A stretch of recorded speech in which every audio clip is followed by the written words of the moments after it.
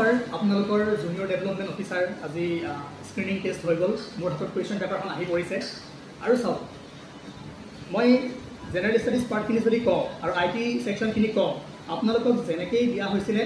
সকলোবোৰ কুৱেশ্যন আহিছে মই কুৱেশ্যন পেপাৰখন চাই হাঁহি আছোঁ মোৰ মনত অলপমান ফূৰ্তি লাগিছে কিয়নো আমাৰ যিসকল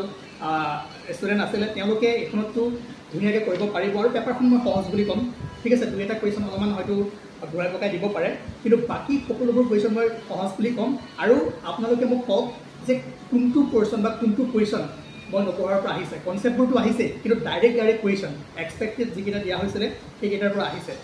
মই সন্ধিয়া এনালাইচিছ কৰি দিম আপোনালোকক প্ৰুফ দি দিম আৰু যিসকলে আমাৰ মেটেৰিয়েলছ লৈছে পাৰ্চেছ কৰিছে বা ইউটিউব ফ'ল' কৰি আছে তেওঁলোকে নিশ্চয় গম পাইছে গোটেইখিনি কুৱেশ্যন চাই মোৰ ভাল লাগিছে কাৰণ